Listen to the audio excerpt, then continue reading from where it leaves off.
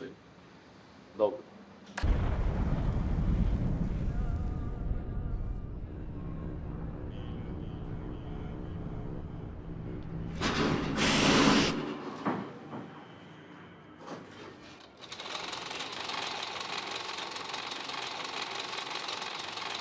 They want to have Jerusalem, Beit Lahem, Hebron, Gaza areas, parts from Sinai.